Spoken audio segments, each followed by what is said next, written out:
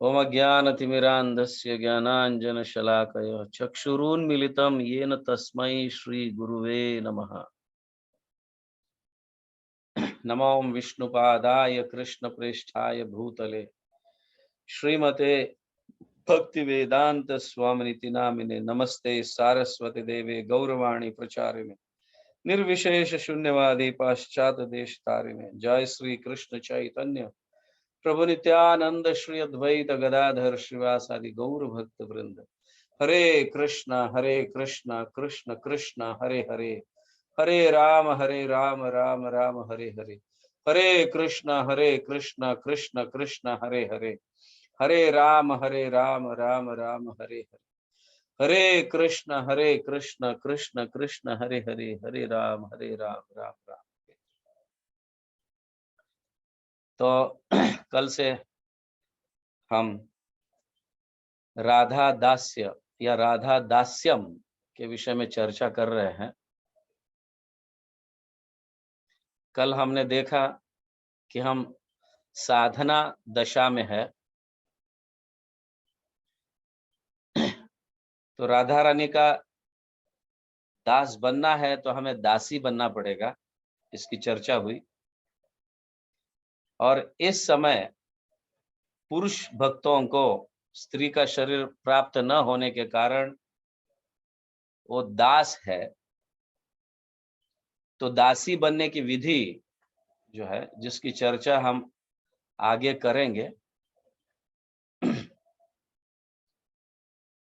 लेकिन कल हमने ये भी चर्चा की हमारे गौड़िया वैष्णवस एक बहुत गूढ़ रहस्य बताते हैं कि किस तरह से हम जीवेर स्वरूप है कृष्णेर नित्यदास, कृष्ण का दास बनना है।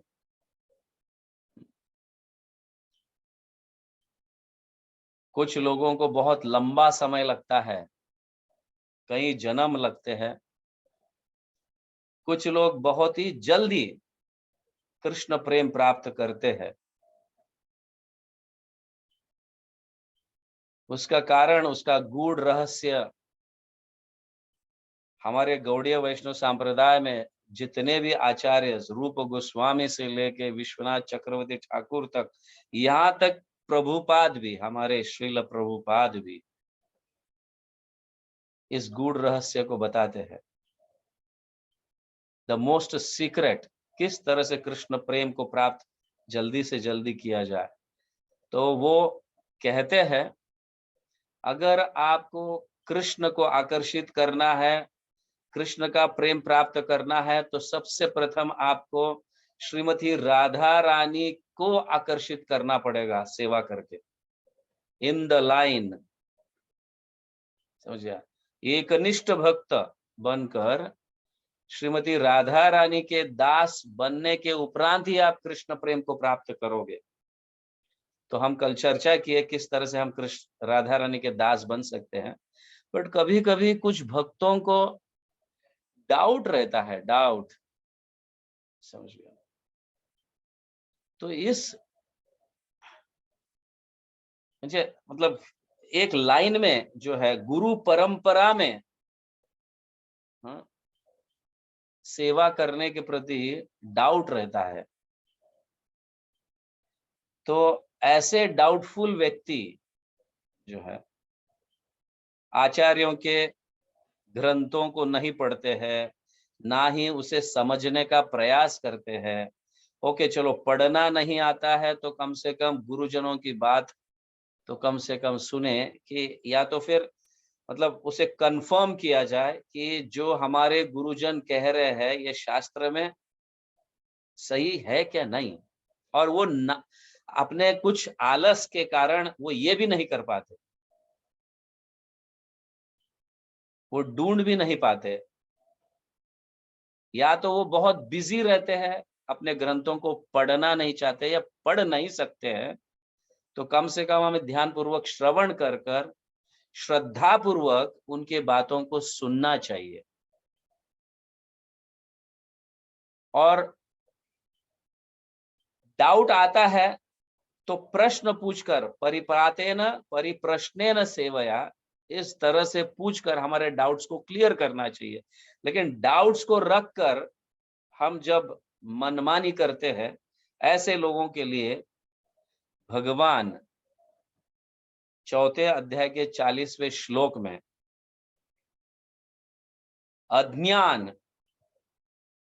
अज्ञानश्च श्रद्धानश्च संशयात्मा विनश्यति, ऐसे कहा गया। 3 प्रकार के लोग भक्ति करते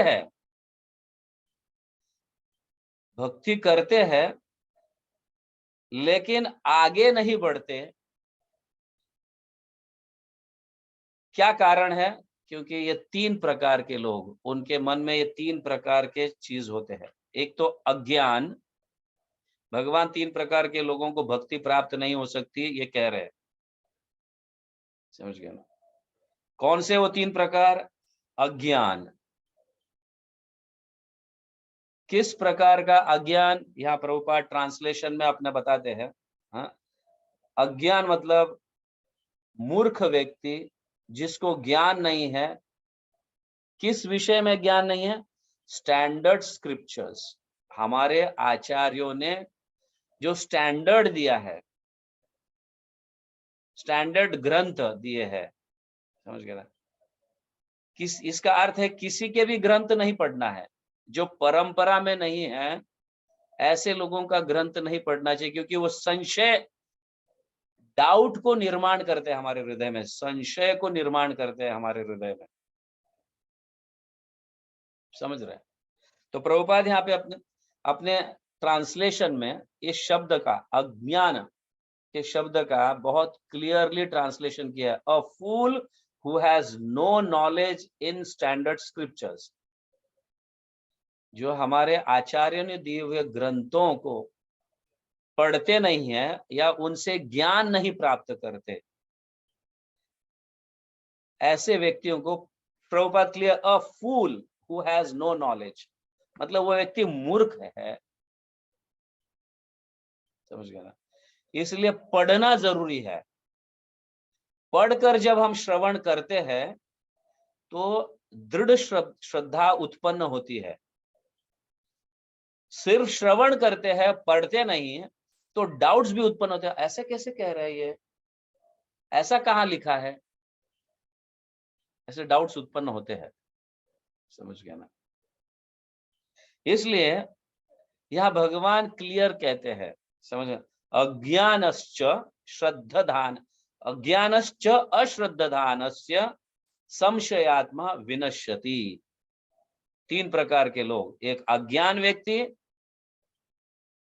दूसरा अश्रद्धालु, मतलब श्रद्धा उत्पन्न नहीं हो रही है उसके हृदय में, ग्रंथों के प्रति कहो या गुरुजनों के प्रति कहो, आचार्यों के प्रति कहो। समझ गए ना? अश्रद्धानस्य। और तीसरा कौन? संशयात्मा। समझ गए ना? संशय करने वाला व्यक्ति। विनश्यति, विनश्यति मतलब उसका नाश होता है, वो भक्ति में आगे नहीं बढ़ सकता, वो भटक जाता है। इस तरह से यहाँ का, इसलिए हमें हमारे गुरुजन या आचार्यों के प्रति कभी भी डाउट नहीं रहना चाहिए। वो कह रहे हैं तुमको ग्रंथों को पढ़ना है, तो हमें पढ़ना चाहिए, भले टूटे फूटे शब्द में क्यों ना हो, उस आज्ञा का पालन करना चाहिए। तो अज्ञान व्यक्ति कैसे पढ़ सकता है भाई? जिसे कुछ ABCD भी नहीं आता है, अ ब क भी नहीं आता है, तो प्रभु वो कैसे पढ़े? हैं?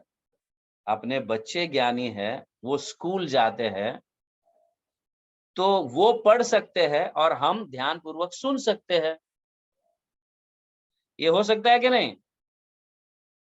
इलिटरेट लोग जो पढ़ा लिखा नहीं है, हाँ, ये तो कर सकता है कि नहीं? करना चाहिए, क्योंकि हमारे प्रमाण 3 है, शास्त्रों के अनुसार 3 प्रमाण है, साधु, गुरु, शास्त्र। समझ गए ना? साधु, गुरु और शास्त्र, ये 3 प्रमाण है किसी भी बात का। अगर कभी भी डाउट आता है तो किसी भक्तों से पूछना चाहिए, ये महात्मा इस तरह से कह रहा है, कितनी बात सही है। समझ गए ना? तो साधु, गुरु, शास्त्र का 3 अर्थ है यहाँ पे। गुरु मतलब दीक्षा देने वाले गुरु, साधु मतलब शिक्षा देने वाले गुरु, और शास्त्र हमारे लिए 3 प्रमाण है। तो इन 3 प्रमाणों को, मतलब यहाँ पे कहा गया है कि हमें ज्ञान प्राप्त कर कर श्रद्धा को उत्पन्न करना चाहिए हमारे हृदय में। तो अज्ञान व्यक्ति का अर्थ है कि वो पढ़ना नहीं चाहता है और ना ही सुनना चाहता है। ऐसे व्यक्ति को मूर्ख, क्लियरली प्रभुपाद कहते हैं, दे आर फूल्स।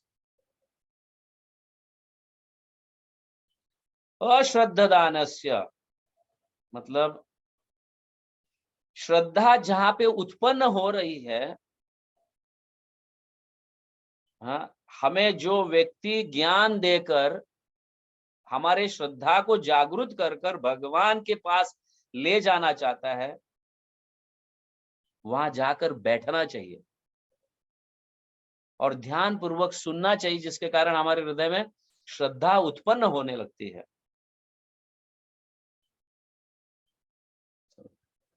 तो अज्ञान व्यक्ति के हृदय में निश्चित रूप से अश्रद्धा, जो जाकर बैठता नहीं है, सभी लोग ऐसे ही है, ऐसे कहकर, तो ऐसे व्यक्ति के हृदय में अश्रद्धा, शास्त्रों के प्रति, गुरुजनों के प्रति, साधुओं के प्रति अश्रद्धा उत्पन्न हो जाती है। लेकिन भगवान तीसरे व्यक्ति के ऊपर जोर बहुत देते हैं। समझ गए ना? संशयात्मा। तो यहाँ पे संशयात्मा के लिए क्या कहा गया है?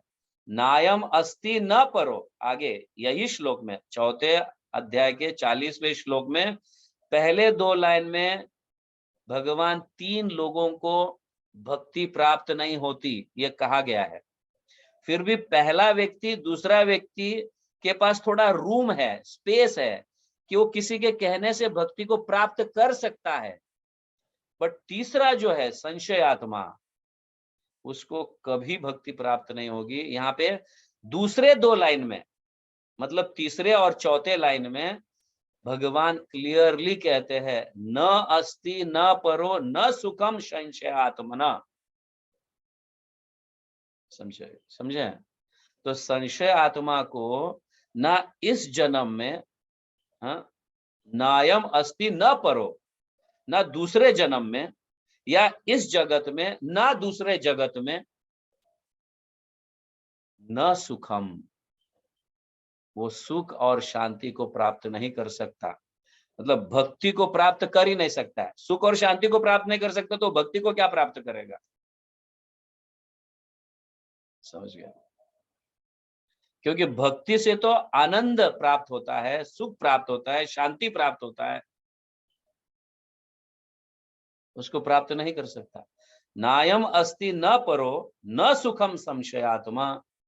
तो यहाँ लेट्स सी प्रभुपाद इंग्लिश में ट्रांसलेशन क्या करते हैं? But ignorant and faithless person who have doubt the revealed scriptures do not attain God consciousness, मतलब Krishna consciousness. They fall down, उनका विनश्यति होता है, मतलब वो पतन होता है उनका। For the doubting soul, there is no happiness neither in this world nor in the next. समझ गए ना?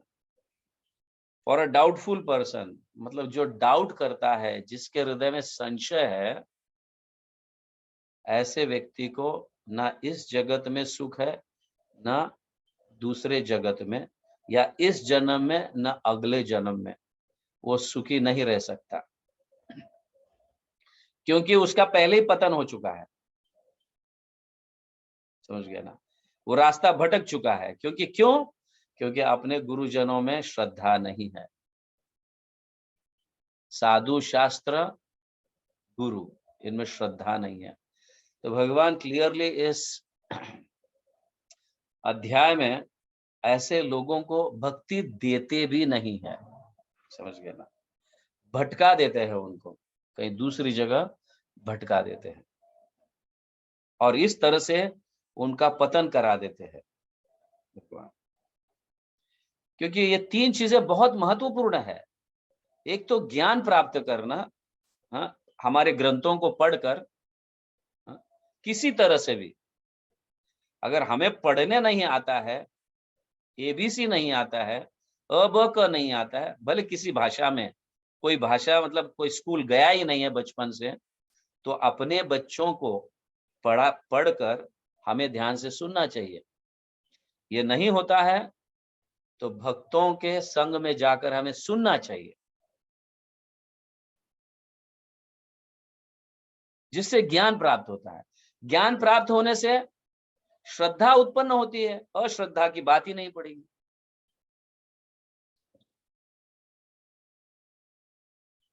श्रद्धा उत्पन्न होती है तो संशय कहां से रहेगा, क्लियर हो जाएंगे सारे डाउट्स।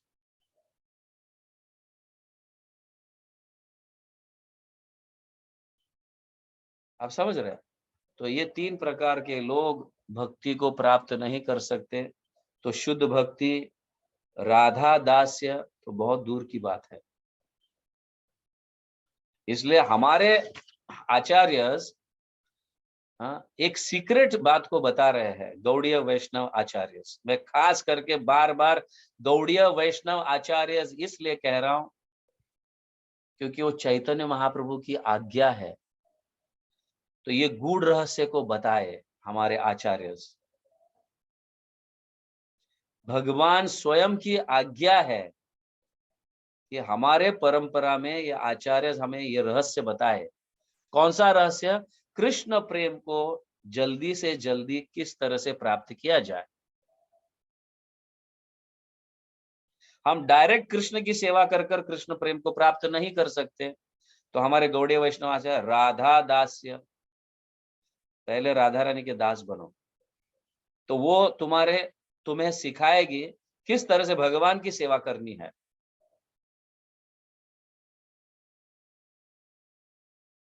और जब उस ढंग से भगवान की उस पद्धति से, उस प्रोसेस से जब भगवान की सेवा होती है तो कृष्ण प्रेम प्राप्त होता है। अभी राधा रानी के अंडर में सेवा करना मतलब क्या, ये इसको हम कल समझे, समझिए ना। और राधा रानी भी यही पसंद करती है कि वो किसी मंजरी की सेवा करे, जैसे वृंदय देवी है, रूप मंजरी है, समझ गए ना। और वही लोग हमारे यहाँ पे इस भौतिक जगत में रूप गोस्वामी, सनातन गोस्वामी और अन्य षड गोस्वामी इन रूपों में प्रकट होकर हमको ग्रंथों के माध्यम से ज्ञान दे रहे हैं।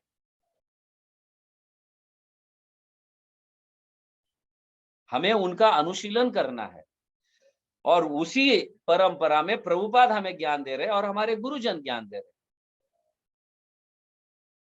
इसे राधा दास कहा गया है। इस पद्धति को राधा दास किया है क्योंकि अल्टीमेटली हम सब राधा रानी किस तरह से कृष्ण की सेवा करती है, तो उसी पद्धति को हमारे आचार्य समझा रहे हैं। इसे राधा दास्यम कहा जाता है। और जिस व्यक्ति को भी इस पद्धति पर डाउट है वो कभी कृष्ण प्रेम प्राप्त नहीं कर सकता, भक्ति को प्राप्त नहीं कर सकता, कृष्ण प्रेम तो दूर की बात है। इसलिए भगवान स्वयं यहाँ पे भगवत गीता में अज्ञानश्च अश्रद्धानस्य संशयात्मा विनश्यति, विनाश होता है उसका। खास करके संशयात्मा का क्यों? न न्यायम लोको न पर, इस लोक में न परलोक में। स्वर्ग में भी जाने के बाद वो शांति को प्राप्त नहीं कर सकता। स्वर्ग में तो क्या बात है, समझ गया ना। हाँ, न सुखम मतलब स्वर्ग जा ही नहीं सकता वो, क्योंकि गुरुजनों की अवहेलना की है। न लोको अस्ति न परो न सुखम संशयात्मनः। संशयात्मा के विषय में, ये 3 लोगों में संशयात्मा बहुत ही डेंजरस है। तो संशय अगर हमारे हृदय में जैसी उत्पन्न होता है, तुरंत ही गुरु, साधु, शास्त्र का आश्रय लेकर उस डाउट को क्लियर करना चाहिए।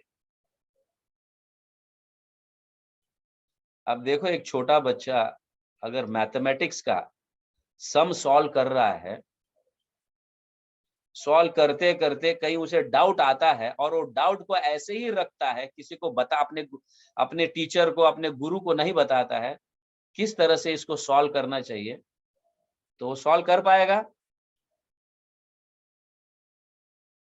तो वो संशय उसके हृदय में ऐसा ही रहेगा, इसीलिए वो मार्क्स नहीं प्राप्त कर सकता है, वो पास नहीं हो सकता है।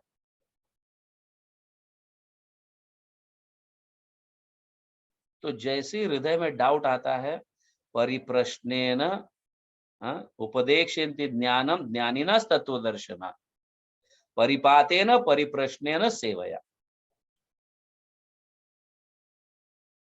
परिप्रश्न, प्रश्न कर डाउट को क्लियर करेंगे, फिर भक्ति में आगे बढ़ेंगे।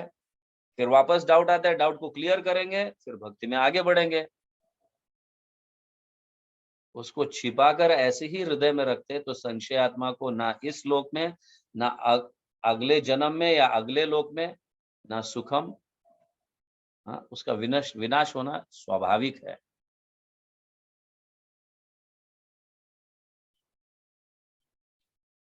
तो जो ये मैं सार में ये कहना चाहता हूं कि हमारे गौड़ीय वैष्णव आचार्य गूढ़ रहस्य को समझाए हैं और उस गूढ़ रहस्य के प्रति हमें डाउट नहीं रहना चाहिए। ये क्लियर है, कृष्ण प्रेम प्राप्त करना है जल्दी से जल्दी तो राधा दास्य, ये लाइन है, ये परंपरा है, इसे राधा दास्यम कहा। राधा दास्यम सेवा कर कर ही हम भगवान के प्रेम को प्राप्त कर सकते हैं, इसमें कोई डाउट नहीं होना चाहिए। ऐसे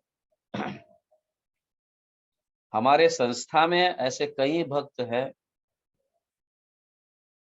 प्रभुपाद के प्रति किसी को घृणा या ऐसा डाउट हुआ लेकिन पूछा नहीं, भले वो कोई भी कारण क्यों ना हो, डर के कारण हो या कुछ किसी और भी कारण हो, ईर्ष्या या किसी भी कारण हो, वो पूछा नहीं तो वो इस्कॉन को छोड़ के चले गए। जिन्होंने अपना जीवन पूरा दिया था, भक्ति में आए थे, कई लंबे समय तक उनकी सेवा किए और कहां-कहां उल्लंघन किए, जिसके कारण वो चले गए। अभी वापस नौकरी, भले माला जप कर रहे हैं, 4 नियमों का पालन कर रहे हैं, जिन्होंने फुल सरेंडर किया था, फिर वो अभी वापस जाकर नौकरी करते हैं। मैं ये नहीं कह रहा हूं, मतलब ऑफ कोर्स प्रभुपाद की तो कृपा उनके ऊपर है, इसीलिए वो भक्ति में टिके हैं। कुछ-कुछ लोग तो इस्कॉन को छोड़ के चले गए, माला भी छोड़ दिए, 4 नियमों का पालन भी फिनिश्ड, ऐसे हुए हैं भक्त। तो संशय नहीं रहना चाहिए, हमें ये देखना चाहिए कि परंपरा के अनुसार अपने गुरुजनों की सेवा हो रही है क्या नहीं, समझ गया ना? अपने गुरुजनों के लाइन में सेवा हो रही कि नहीं। मुझे मेरे गुरु महाराज ने कुछ आदेश दिया है तो मुझे वो करना चाहिए, क्योंकि मेरे गुरु को उनके गुरु ने कुछ आदेश दिया है और उनके गुरु उनको आदेश दिए हैं। इस तरह से ये राधा दास्य मेंटेन रहता है। यहाँ पे मनमानी करने के लिए हम दास बनेंगे, नो डाउट, बट राधा दास नहीं बनेंगे। इसकी उसकी उसकी सेवा करते रहेंगे, नो डाउट, बट राधा दास्य, कृष्ण प्रेम, मैंने ये कल भी कहा, भगवान सारे लोगों की इच्छा पूरी करते हैं। भाई उसको धन चाहिए दे दो, भाई इसको ऐश्वर्य चाहिए दे दो, उसको नौकरी चाहिए दे दो, उसको बच्चा चाहिए दे दो। कृष्ण प्रेम अगर मांगने जाओगे तो भगवान अपनी गोद में उसको पकड़ कर रखेंगे, वो देते नहीं है। वो देने की विधि है। वो देने की विधि क्या है? राधा रानी के शरण को अपनाओ। और राधा रानी की शरणागति कैसे प्राप्त किया जाता है?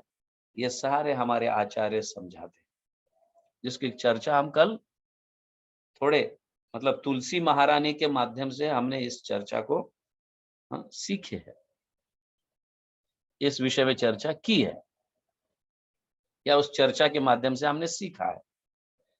तो अभी डाउट नहीं होना चाहिए, ये बहुत महत्वपूर्ण विषय है। डाउट है तो बैठो, डिस्कस करो और शास्त्रों के आधार पर एक निष्कर्ष पर पहुंचो और भक्ति में आगे बढ़ो।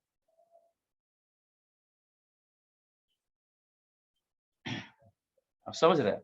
इसीलिए ये तीन चीजें हमें बहुत महत्वपूर्ण है। साधु मतलब शिक्षा गुरु, साधु गुरु शास्त्र, गुरु मतलब दीक्षा गुरु, साधु मतलब शिक्षा गुरु, शास्त्र, ये तीनों का हर हमेशा हमें संग करना चाहिए, जिसके कारण डाउट क्लियर होता है। किसी एक व्यक्ति के प्रति डाउट है तो दूसरे दो जन है, शास्त्र और गुरु है। गुरु के प्रति डाउट है तो शास्त्र और साधु है, शास्त्र के प्रति डाउट है तो गुरु और साधु है। ये प्रमाण है हमारे डाउट्स को क्लियर करने के लिए। तो ये बहुत महत्वपूर्ण है। प्लीज अपने डाउट्स को क्लियर करने का प्रयास करो। डाउट मन ही मन में रहता है और हम इसको क्लियर नहीं करते हैं तो हमारा विनाश हो जाता है, हम भटक जाते हैं, लाइन से भटक जाते हैं। समझ गए? इस तरह से होता है। So it is very important. फिर आगे हम देखेंगे किस तरह से राधा दास में डिटर्मिनेशन रह सकते हैं, डिटरमाइंड रह सकते हैं, दृढ़ता पूर्वक कर सकते हैं। क्योंकि ऐसे बहुत सारे लोगों को डाउट है, अरे डायरेक्ट कृष्ण की सेवा करो ना, राधा रानी के क्या? राधा रानी का तो कई शास्त्रों में उल्लेख ही नहीं है। किस लिए उल्लेख नहीं है, ये भी बहुत जरूरी है जानना। समझ गया ना?